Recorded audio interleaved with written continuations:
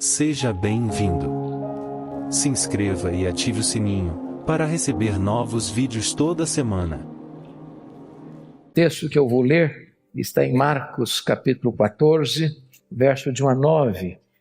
Eu peço que vocês abram comigo a Bíblia para acompanharem essa leitura. Terminada a leitura, não feche a sua Bíblia, por favor.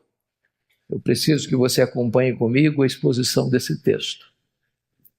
Marcos capítulo 14, de 1 a 9. O texto diz assim: Dali a 2 dias era Páscoa e a festa dos pães asmos.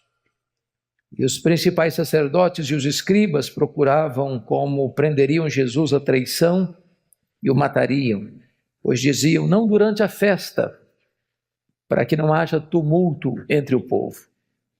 Estando Jesus em Betânia, reclinado à mesa em casa de Simão, o leproso, veio uma mulher trazendo um vaso de alabastro com preciosíssimo perfume de nardo puro. E quebrando o alabastro, derramou o bálsamo sobre a cabeça de Jesus. Indignaram-se alguns entre si e diziam: para que esse desperdício de bálsamo? Porque este perfume poderia ser vendido por mais de 300 denários e dar-se aos pobres. E murmuravam contra ela. Mas Jesus disse: deixai-a, por que a molestais? Ela praticou boa ação para comigo. Porque os pobres sempre os tendes convosco, e quando quiserdes podeis fazer-lhes bem, mas a mim nem sempre me tendes.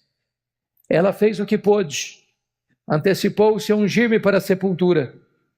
Em verdade vos digo, onde for pregado em todo o mundo o evangelho, será também contado o que ela fez, para a memória sua. Amém. O contexto desta passagem está meridianamente claro.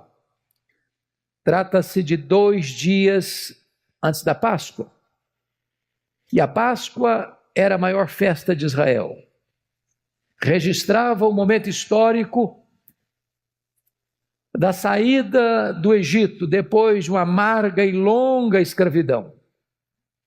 A Páscoa era a alegria dos judeus e o terror dos romanos. Isso porque na Páscoa a população de Jerusalém quintuplicava e os romanos tinham medo de rebelião. Tanto é fato que nesse período da Páscoa toda a estrutura do governo de Pôncio Pilatos se transferia de Cesareia para Jerusalém. Até mesmo Herodes, tetrarca da Galileia, mudava sua residência oficial para Jerusalém. E diz a Bíblia que 2 dias antes da festa, os principais sacerdotes e os escribas mancomunavam, urdiam, conspiravam nos bastidores do poder eclesiástico em como prender Jesus à traição para matá-lo depois da festa. Mas o que é curioso é que Mateus, capítulo 26, registrando este mesmo episódio, diz que foi Jesus quem disse para os seus discípulos, 2 dias antes da Páscoa, que ele seria traído, que ele seria entregue nas mãos das autoridades para ser crucificado, para ser morto. Em outras palavras, quando os homens pensam que eles estão no controle, eles estão apenas cumprindo uma agenda que Deus já estabeleceu. Quem está no controle e tem as rédeas da história em suas mãos não é o homem, é Deus. É curioso que, enquanto as autoridades maiores de Israel urdem, conspiram para matarem Jesus, bem próximo dali, na aldeia de Betânia, uma família prepara uma festa para Jesus. Jesus desperta esses sentimentos tão adversos, amado por uns, odiado por outros, adorado por uns, rechaçado por outros. Mas o curioso é que esta festa em Betânia acontece na casa de um homem chamado Simão, o leproso. Quem é esse Simão? Não sabemos. se é o pai de Marta, Maria e Lázaro, se é o marido de Marta, se é um amigo da família, não sabemos. O que sabemos é que Marta está servindo nesse jantar, que Lázaro, recém-ressuscitado, está à mesa com Jesus. Mas nos chama a atenção o fato de ele ser chamado de Simão, e vem logo um epíteto, um adjetivo, o leproso. A pergunta é: esse homem ainda era leproso? E a resposta óbvia é: claro que não. Se o fosse, não poderia receber ninguém em sua casa, nem mesmo estar em casa. Mas se ele não era mais leproso, por que o evangelista registra assim, Simão o leproso, e não Simão o ex-leproso? Para alertar-nos de um perigo existente ainda hoje, o perigo de rotular as pessoas, o perigo de carimbar gente, o perigo de impor uma tatuagem existencial na alma de alguém, porque rótulos ficam, mesmo quando eles não são mais oportunos. Quem estava doente foi curado, quem estava cativo foi liberto, mas o rótulo fica. Por isso, não rotule pessoas. É curioso que nesse jantar quem se destaca é uma mulher. Esse texto está registrado em Mateus 26, em Marcos 14, em Lucas 22, em João 12. Nos 3 evangelhos sinóticos, essa mulher é incógnita, nós não sabemos o nome dela. Porém, em João 12, essa mulher tem nome. Essa mulher é Maria, irmã de Marta e Lázaro. Talvez uma das personagens mais extraordinárias de todo o relato bíblico, porque esta mulher aparece apenas 3 vezes nos evangelhos. E as 3 vezes que ela aparece, ela está aos pés do Senhor Jesus. A primeira vez, em Lucas 10, ela está aos pés do Senhor Jesus para aprender. O que incomoda Marta, que chega a dizer: Senhor, não vais falar com a minha irmã para se mover, para se mexer, para me ajudar? E Jesus responde: Marta, Marta, estás ansiosa e preocupada com tantas coisas, uma coisa só é necessária. Maria escolheu a boa parte e esta não lhe será tirada. O melhor lugar para você estar é aos pés do Senhor Jesus para aprender dele. Ele não é um alfaiate do efêmero, ele é um escultor do eterno. Ele não veio para ensinar banalidades, ele veio para nos ensinar a própria verdade eterna da salvação. A segunda vez que essa mulher aparece na Bíblia é em João capítulo 11. E ela mais uma vez está aos pés de Jesus, agora para chorar, para derramar diante do Senhor a sua dor, para encontrar nele refrigério e consolo para a angústia da sua alma. Não há melhor lugar para você estar, para buscar refrigério do céu e consolo de Deus, a não ser aos pés do Senhor Jesus. Mas a última vez que Maria aparece na Bíblia é nesse texto. E ela está novamente aos pés de Jesus. Agora não mais para aprender ou chorar, mas agora para agradecer. E a pergunta é: agradecer o quê? Muito provavelmente, o maior milagre público de Jesus, a ressurreição de Lázaro, seu irmão.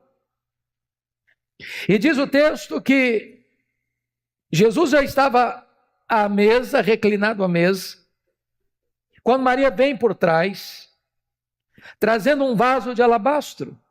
Alabastro é uma pedra ornamental, contendo um perfume preciosíssimo. E diz Mateus que esse vaso está cheio. E diz João 12 que esse vaso tem 1 libra de perfume. Você sabe que 1 libra é uma medida. 1 litro tem 2,2 libras. Logo, nós estamos falando de um vaso ornamental que tem aproximadamente meio litro, meio quilo de perfume. E diz o texto que Maria vem e quebra esse vaso e derrama todo esse perfume sobre a cabeça de Jesus, e toda a casa se enche com o perfume. Esse perfume escorre pelo corpo de Jesus. Ela solta os seus cabelos e enxuga os pés de Jesus com os seus cabelos. Isso provoca uma reação dos discípulos, dizendo: mas para que esse desperdício? Judas, que era o tesoureiro do grupo, diz: com esse perfume poderíamos ter 300 denários e dar aos pobres. E diz a Bíblia que desta maneira eles agridem essa mulher, eles criticam essa mulher, eles murmuram contra essa mulher, eles molestam esta mulher. E Jesus sai em defesa dela, dizendo: por que a molestais? Ela praticou boa ação para comigo. Os pobres sempre os tendes convosco, mas a mim nem sempre me tendes. Ela fez o que pôde. Ela antecipou-se para ungir-me para a sepultura. E em verdade vos digo, em todo mundo onde for pregado o evangelho, será contado o que ela fez para a memória sua. Eu gostaria, portanto, à luz desta passagem, partilhar com vocês 8 atitudes de Maria.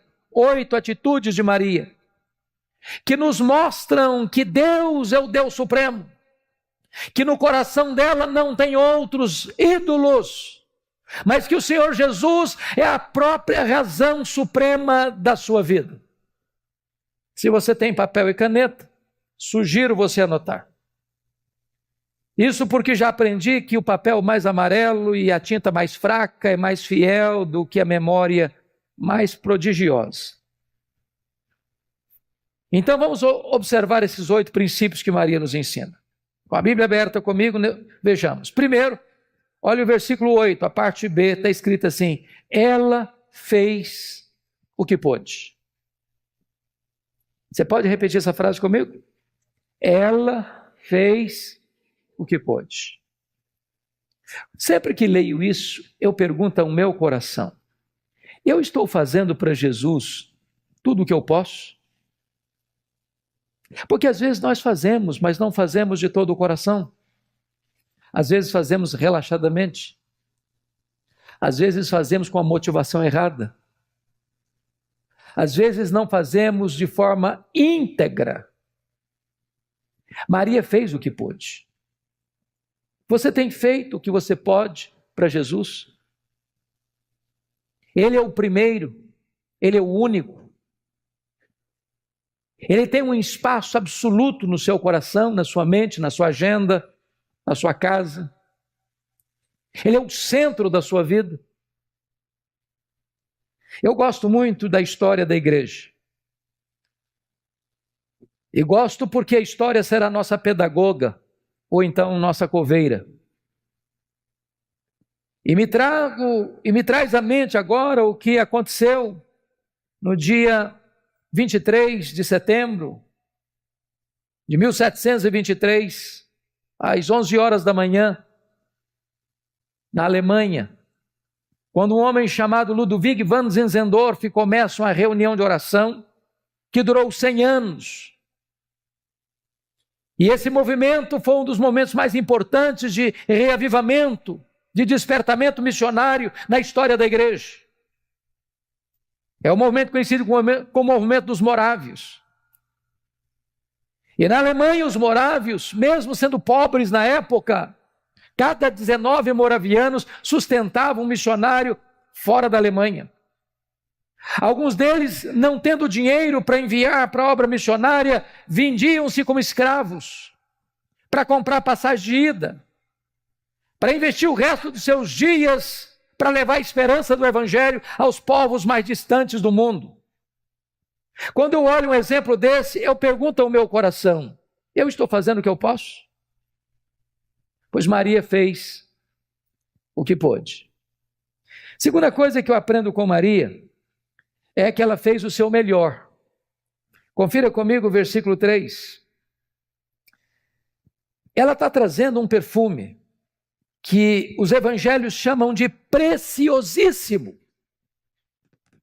Esse perfume foi feito de uma essência chamada nardo. E os evangelistas têm o cuidado de dizer que esta essência não era híbrida, misturada, mas nardo puro. Essa essência não se encontrava em Israel.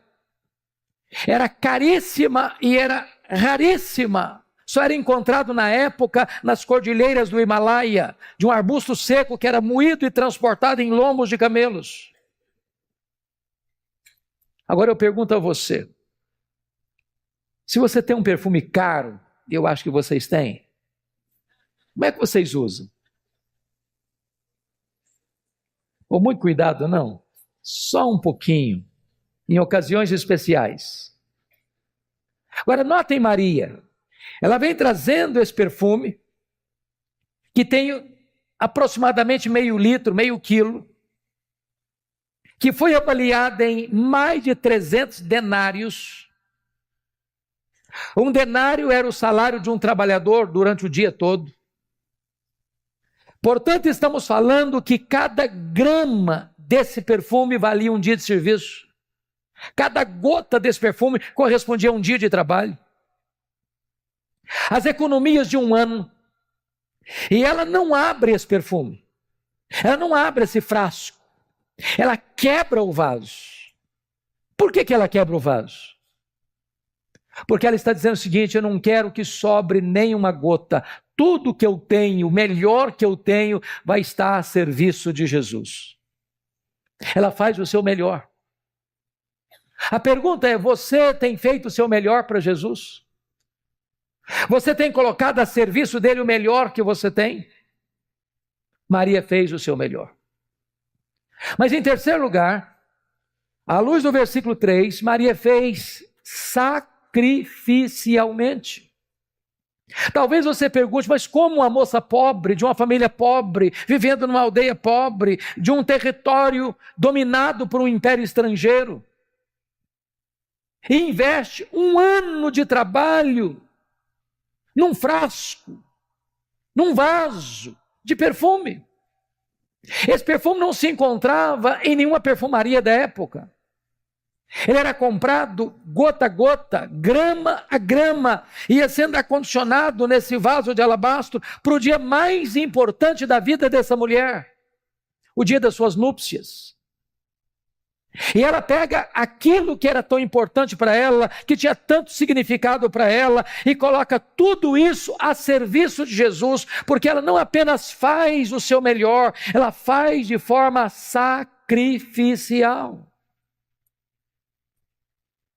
Eu pergunto a você nesta noite, o que é que você tem feito para Jesus que poderia receber o selo de sacrificial?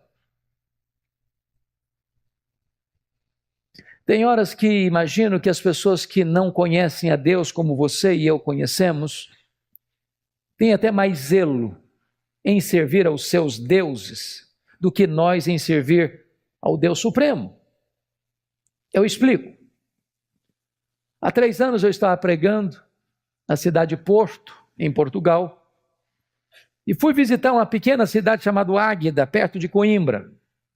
E na medida que viajávamos, eu vi caravanas e caravanas a pé, andando pelo asfalto. E eu perguntei, o que essas pessoas estão fazendo? Me responderam, elas estão indo a Fátima, pagar promessas. E eu perguntei, mas a que distância elas estão caminhando a pé? Me responderam, a mais de 400 quilômetros. E na hora me veio ao coração, quantos de nós, tendo a igreja na cidade onde moramos, às vezes no bairro onde moramos, às vezes na rua onde moramos, tendo carro, tendo ônibus, tendo táxi, tendo Uber, tendo todo o transporte suficiente para nos locomovermos, nos recolhemos de forma covarde, negligente, porque está frio, ou porque está calor demais, ou porque está chovendo, ou porque tem uma outra agenda mais importante. Pois Maria está nos ensinando que nós devemos servir ao Deus que é acima de todos os outros deuses, oferecendo a Ele o que podemos, o nosso melhor, e de forma sacrificial. Quarto lugar, Maria fez, apesar das críticas. Confira comigo os versos 4 a 6, que Maria enfrenta 3 críticas. E eu sou pastor há 36 anos e nunca vi alguém fazendo algo relevante para o reino de Deus sem enfrentar críticas. Quem tem medo de críticas não serve a Deus. Quem tem medo de críticas está mais interessado no aplauso dos homens do que na aprovação dos céus. Notem comigo que a primeira coisa que ela enfrenta está no versículo 4, indignaram-se alguns entre si e diziam, para que esse desperdício de bálsamo? Indignação é raiva. Mas quem está indignado com Maria? Quem são esses alguns aqui? São os discípulos. São os líderes da igreja. São aqueles que deviam estar alegres com ela ou imitando o exemplo dela, estão indignados contra ela. Mas notem, eles não estão indignados com o que ela está fazendo. Eles estão indignados para quem ela está fazendo. Se fosse para os pobres, tudo bem, mas para Jesus, não, aí é um exagero, aí é um desperdício. E se indignaram contra ela. Mas notem em segundo lugar, no versículo 5, que está escrito, porque este perfume poderia ser vendido por mais de 300 denários e dar-se aos pobres. E murmuravam contra ela. João diz que quem faz essa avaliação financeira do perfume é Judas Iscariotes, o tesoureiro do grupo. Talvez o comentário entre eles fosse assim, bom, com essa grana toda, dava para dar muita bolsa à família. Dá para comprar muita cesta básica. Só que Judas era ladrão, era um falso filantropo. Ele ficou tão irritado com a atitude de Maria que ele sai dessa casa aqui, para entregar Jesus e vender Jesus aos sumos sacerdotes. E diz o texto que murmuraram contra ela. Eu sei que hoje vocês são mulheres muito espirituais e que esse negócio de murmuração já não existe mais entre vocês.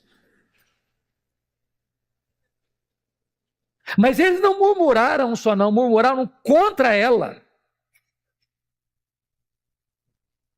Terceiro lugar, terceira crítica, olha o versículo 6. Mas Jesus disse, deixai-a, por que a molestais? Ela praticou boa ação para comigo. Primeiro, indignação. Segundo, murmuração. Terceiro, molestação. Ô, gente, molestar hoje é crime, da cadeia. Maria está sendo molestada. Não fora Jesus sair em sua defesa, e ela teria sido engolida viva por aqueles que eram os líderes da igreja.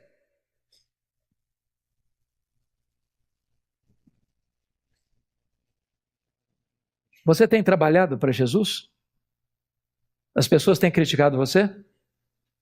Porque tem crente hipersensível, sabe? Crente cristal. Qualquer coisinha se melindra. Bom, eu estava querendo fazer isso e aquilo na igreja, mas também estão me criticando, não faço mais nada. Preste bem atenção nisso. Maria fez, apesar das críticas. As pessoas estão criticando você? Continue fazendo obras de Deus. As pessoas estão indignadas contra você? Continue fazendo obras de Deus. As pessoas estão murmurando contra você? Continue fazendo obras de Deus. As pessoas estão molestando você? Continue fazendo a obra de Deus. Faça o que você pode, faça o seu melhor, faça sacrificialmente, mas faça também, apesar das críticas. Quinto lugar, quinta lição que Maria nos ensina. Ela fez só para agradar a Jesus. Está em João 12 um fato que os evangelhos sinóticos não registram. É que Maria enxuga os pés de Jesus com os seus cabelos. O que significava isso? O que significa isso para nós hoje? Nada. Nada. Apenas um gesto de humildade. Lá, naquele tempo, uma mulher não podia soltar os cabelos publicamente. Isso era a mesma coisa que deixar margem para suspeita da sua reputação. Isso era colocar em xeque a sua própria honra. Mas Maria tem um coração tão grato, e ela tem tanto que agradecer a Jesus, que ela não consegue ficar muito limitada a determinadas cercas culturais. Ela quebra alguns paradigmas, ela rompe algumas cercas, por uma razão única e simples. Ela não está tão preocupada com o que as pessoas vão pensar dela, com o que as pessoas vão falar dela. Ela só tem um vetor que governa a vida dela, é agradar ao Senhor Jesus. Muitas vezes, minhas irmãs, nós somos muito sensíveis ao que as pessoas pensam, o que as pessoas acham, o que as pessoas falam. Nós ficamos mais preocupados em que as pessoas se agradem de nós do que em nós agradarmos a Jesus. Até na hora do culto. Você quer voluntária ou espontaneamente demonstrar seu gesto de adoração ou louvor, talvez levantando a mão, mas falar, bom, se eu levantar a mão aqui, outra pessoa vai ficar do meu lado, vai me olhar, vai achar que eu sou exagerado, vai achar que eu sou um piegas, vai achar que eu sou um descontrolado emocionalmente. Se você chora, as pessoas acham que você é um piegas, se você não chora, você é durão demais, e você fica mais preocupado com o que as pessoas pensam do que agradar a Jesus. Eu não estou dizendo que você e eu temos direito ou liberdade de desagradar as pessoas.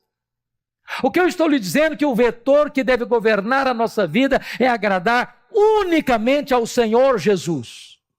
Que os homens se desagradem de nós, desde que nós agrademos a Jesus.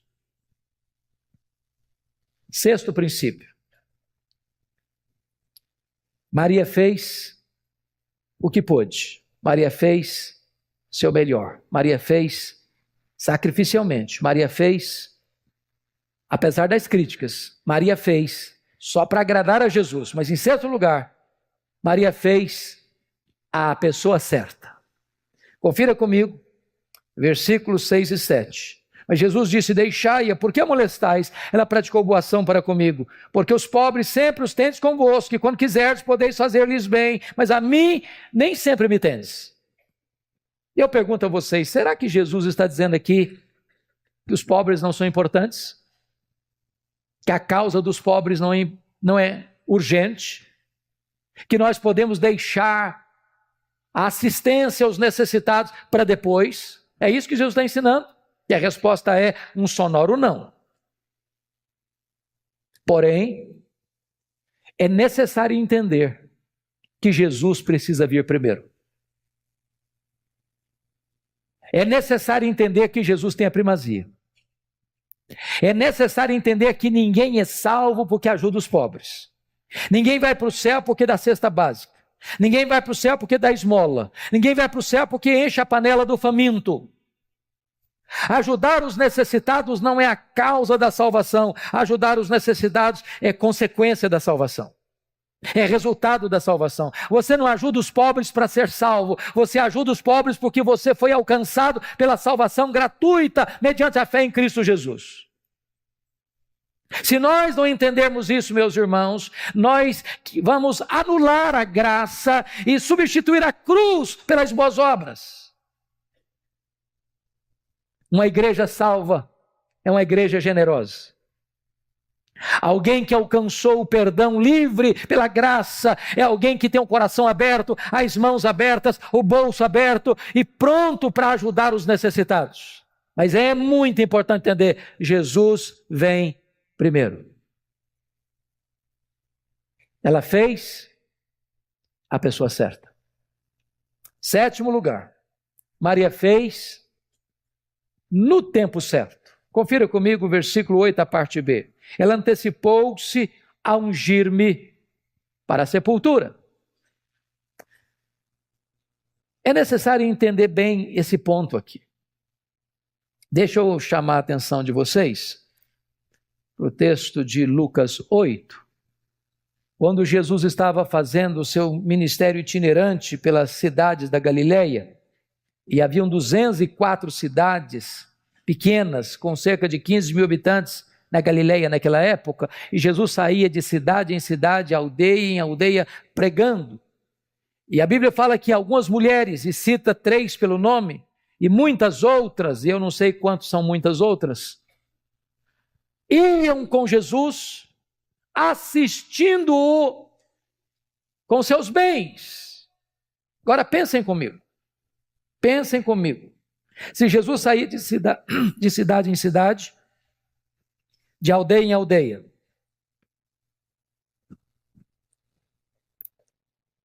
tinham 204 cidades.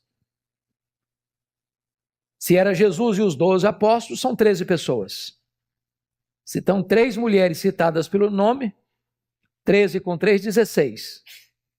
Mas muitas outras, eu não sei quantas são muitas outras. Talvez 30, 40, não sei. Mas vamos imaginar um grupo de 40 pessoas. Naquela época não tinha hotel. Naquela época não tinha restaurante, como temos hoje.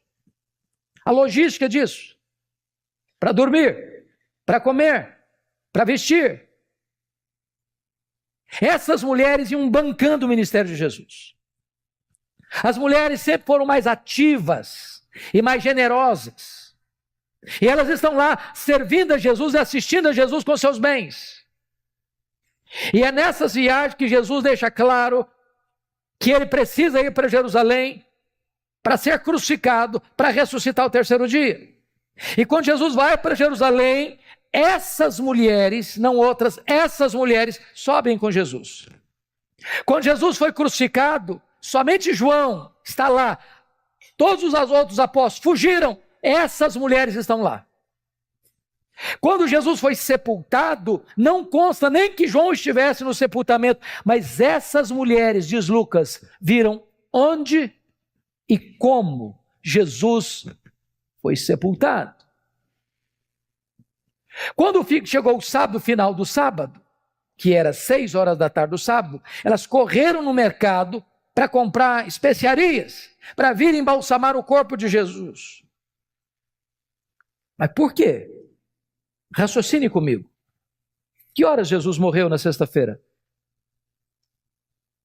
3 horas da tarde. Que horas ele foi sepultado? Necessariamente antes de começar o sábado, que era sexta-feira, 6 da tarde.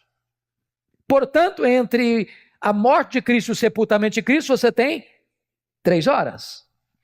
Morreu? Ok, morreu. Bom, não pode tirar o corpo sem permissão. Alguém tem que ir a Pilatos, mas quem vai a Pilatos? Não pode ser alguém comum, tem que ser alguém com certa entrada. Então, José de Arimateia se escolhe e se oferece para ir. Ele vai, chega e fala para Pilatos: olha, queremos tirar o corpo da cruz. Mas não, mas é muito cedo, não deu para morrer ainda. Vai lá, chama o comandante, traz o comandante aqui. Se ele falar que morreu, bom, então vai alguém lá, chama o comandante vem a Pilatos, morreu sim. Aí emite-se uma permissão para tirar o corpo, tira o corpo, lava o corpo, tem que ir no mercado, comprar linho, comprar perfume, tem que limpar o corpo, tem que passar perfume no corpo, tem que enrolar o corpo em lençol, tem que sair daqui, tem que ir lá no túmulo novo, tem que enrolar pedra, tem que depositar o corpo, tem que enrolar pedra de novo. Qual a conclusão vocês estão chegando comigo? Muito pouco tempo. As mulheres viram onde e como? As mulheres não gostam de nada mal feito. Elas devem ter pensado: está mal feito esse serviço, vamos fazer direito. Acabou o sábado, correram para o mercado, vamos fazer direito. Quando chegam no domingo de madrugada, uma surpresa, a pedra está rolada, o túmulo está aberto, entram no túmulo e está vazio, saem do túmulo um anjo. Perguntam para ele: mas o que você está fazendo aqui? Procurando entre os mortos aquele que está vivo. Ele não está mais aqui não. Ele ressuscitou. Sabe o que eu estou falando para essas mulheres? Vocês fizeram tanta coisa por ele, mas uma coisa vocês não fizeram. Vocês não anteciparam a unção dele para a sepultura. Agora ele não precisa mais não. Agora é tarde. Sabe qual a lição que eu aprendo aqui? Há determinadas coisas na vida que ou você faz hoje ou você nunca mais vai fazer amanhã. Você tem que falar para o seu marido: eu te amo, fale hoje. Você tem que pegar seus filhos no colo e dizer que eles são importantes, faça isso hoje. Você tem que dar um telefonema para alguém, encorajando essa pessoa, faça isso hoje. Você tem que enfiar a mão no bolso e dar uma oferta para alguém que está precisando de ajuda, faça isso hoje. Você tem que dizer para o seu pai, para a sua mãe, que eles são importantes na sua vida, faça isso hoje, amanhã pode ser tarde. Uma das coisas que mais machucam ao meu coração, dentro da cultura brasileira, são os nossos funerais, por duas razões. Primeiro, eu nunca vi ninguém receber tanto elogio como defunto. Nunca vi. Olha bem, a pessoa está lá deitada, inerte, olha uma rasgação de seda em cima do caixão que não tem fim mais. Quando o jornalista Ricardo Boechat morreu recentemente, a televisão brasileira passou o dia inteiro fazendo elogio a ele. A pergunta é se ele escutou alguns desses elogios em vida. Se você tem que elogiar alguém, elogie em vida. Se você tem que homenagear alguém, homenageie em vida. Depois que morre não adianta mais. A segunda coisa que me choca nos nossos funerais é que defunto recebe mais flor do que vivo. Dá para entender isso? Dá para entender isso? Ô, gente, eu fui num funeral em Vitória, eu contei 86 coroas de flores. 86. Tiver que contratar um caminhão só para levar as flores. E eu fiquei do lado pensando, falei, coitado do defunto, meu Deus. Não consegue cheirar um botão de rosa, mas para que tanta flor para ele? Eu sei que os maridos de vocês são gente extremamente carinhosa, cavalheiros, né?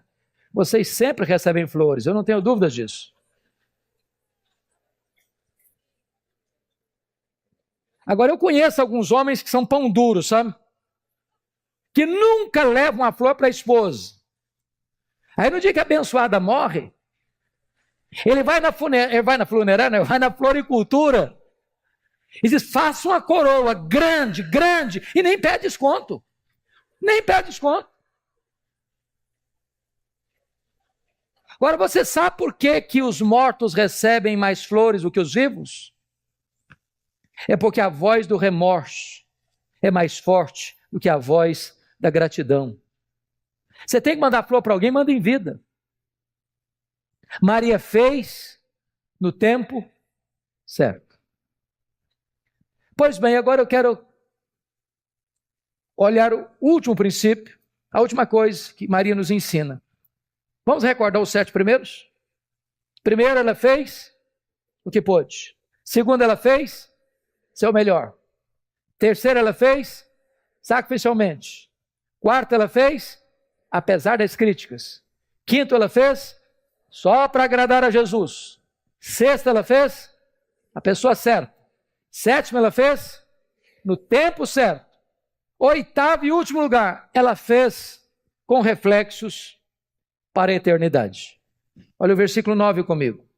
Em verdade vos digo, onde for pregado em todo o mundo o evangelho, será também contado o que ela fez para a memória sua. Isso me impressiona muito, porque foi numa casa humilde, de uma vila humilde, há quase 2000 anos.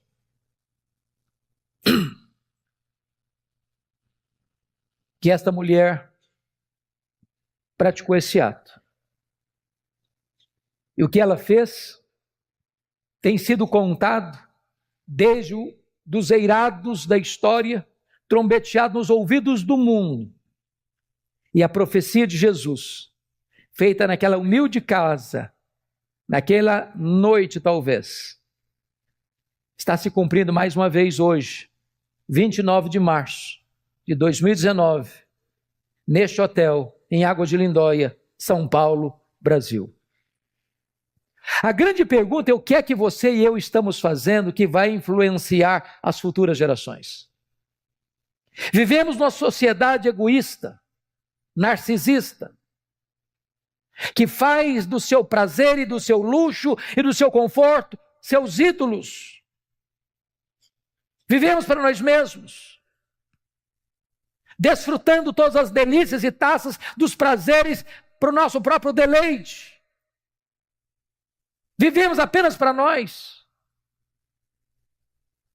Maria está nos ensinando que é necessário fazer algo tão importante hoje, que isso vai reverberar nas futuras gerações.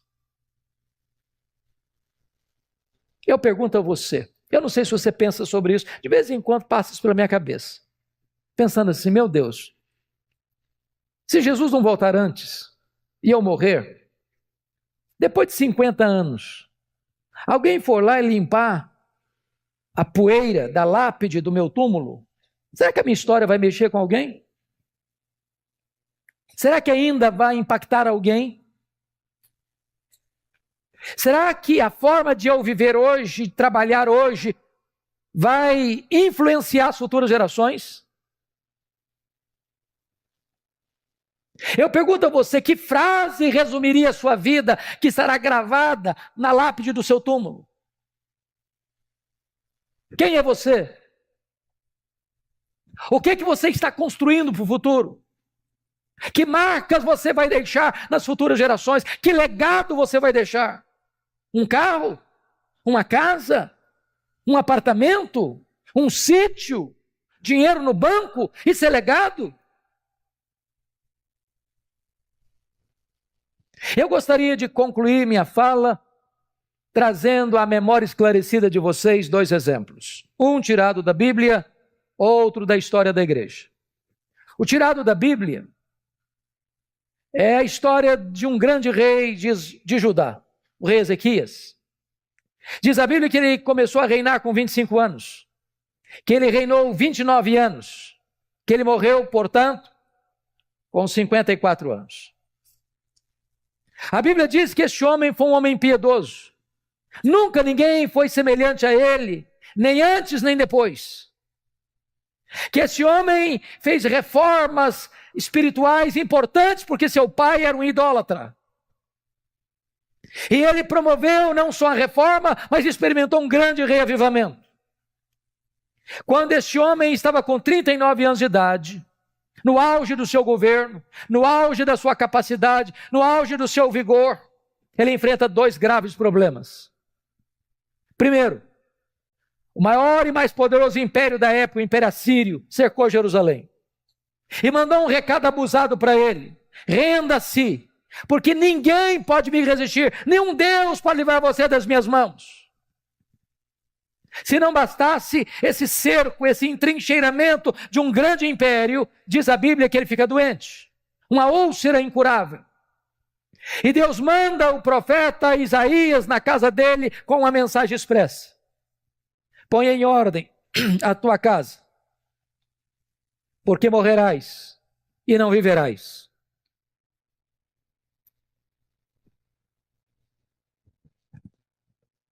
Todo o poder, todo o dinheiro, toda a fama de Ezequias não pôde trazer para ele esperança.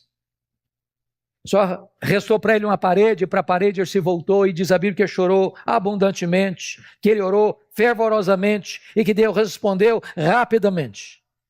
O profeta não tinha saído da cidade ainda, quando Deus vai lá e fala para Ezequias que eu ouvi a oração dele, que eu vi as lágrimas dele e que eu vou curá-lo e eu vou libertá-lo do poder da Síria, e no 3º dia ele vai estar na minha casa.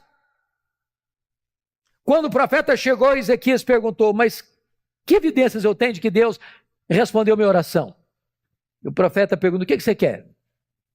Que a sombra do relógio de Acais adiante 10 graus ou retroceda 10 graus? O rei pensou: bom, já que Deus vai fazer um milagre, eu quero o maior. Eu sempre vejo relógio andando para frente, eu nunca vi relógio dando marcha ré. Então que retroceda 10 graus. E Deus interferiu na estrutura do universo para atender a oração do rei Ezequias. Um grande milagre. Sabe o que aconteceu? Essa notícia reverberou não só em Judá, mas também para fora dos limites de Israel. chegou lá na longínqua Babilônia. O rei da Babilônia nomeou uma comitiva diplomática para ir a Ezequias, trazer presentes para Ezequias, congratular-se com Ezequias. E quando Ezequias recebe essa comitiva internacional, ele abre o seu palácio, ele abre os seus tesouros e mostra quão grande ele é, quão poderoso ele é, quão rico ele é, quão influente ele é, e não deu uma palavra sequer de exaltação a Deus. Aquilo foi mal aos olhos do Senhor. Ele exaltou o seu coração. Aí Deus manda de volta o profeta Isaías à sua casa. Isaías chega e pergunta: e aí, Ezequias, estou sabendo que você recebeu uma comitiva? Ah, recebi sim. E aí de onde era? Ah, muito distante, lá da Babilônia. E aí, o que aconteceu? Ah, eu abri meu tesouro, mostrei tudo que eu tenho, quão rico, quão poderoso, quão forte, quão grande eu sou. E aí Isaías diz: pois foi mal o que você fez. Então escute a palavra do Senhor agora. Essa Babilônia vai se tornar um grande império. E essa Babilônia virá de novo. E vai saquear Jerusalém. E tudo que você ajuntou, os outros ajuntaram, tudo isso aí vai ser pilhado, saqueado e levado embora. E tem mais, Ezequias, dos filhos que tu gerares, eles serão levados cativos. E tem mais, Ezequias, os teus filhos do que gerares vão ser castrados, eles não vão poder gerar. Você quer uma coisa pior que essa? Sabe o que o Ezequias disse para o profeta? Boa esta palavra que disseste. Bom, você não está entendendo o que eu estou falando. Eu estou falando que essa Babilônia virá, vai saquear Jerusalém, que os seus filhos vão ser escravos, que os seus filhos vão ser castrados. Você entendeu agora? O rei disse: boa essa palavra. Você está ficando louco, homem. Você perdeu o juízo.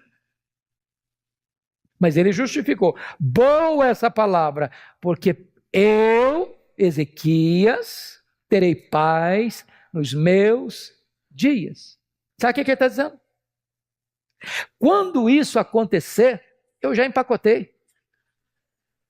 Quando isso acontecer, eu não estou mais aqui não.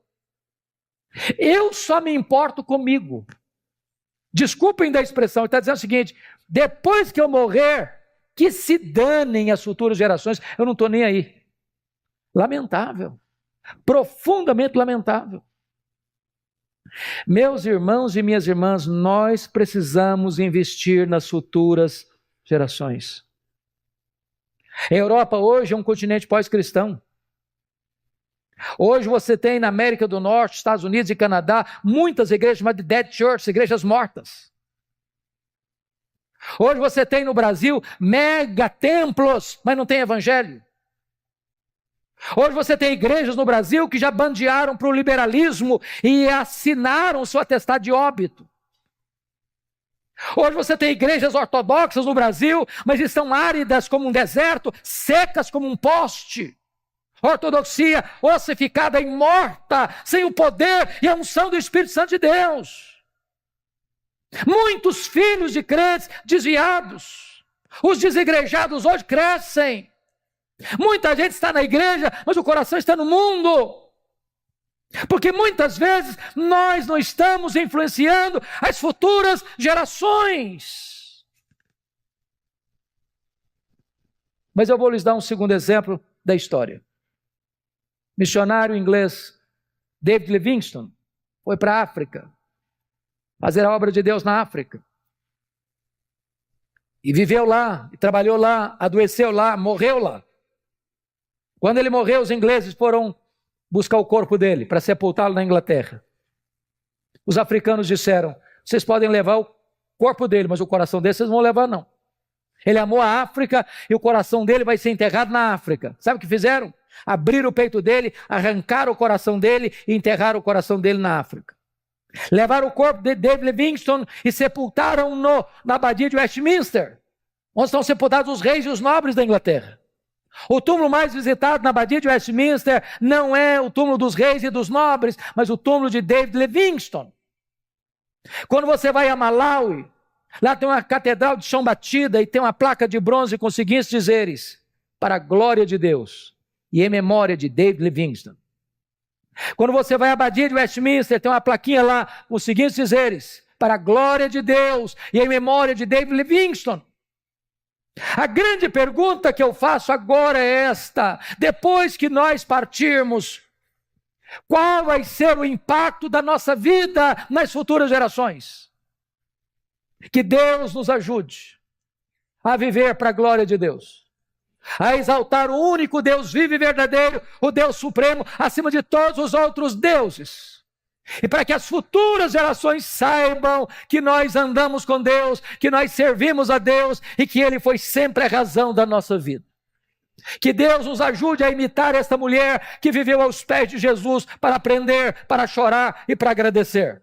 Fazendo o que pôde, fazendo o seu melhor, fazendo sacrificialmente, fazendo apesar das críticas, fazendo só para agradar a Jesus, fazendo a pessoa certa, fazendo no tempo certo, fazendo com reflexos para a eternidade. A Ele a honra, a Ele a glória, a Ele o louvor agora e pelos séculos eternos. Amém.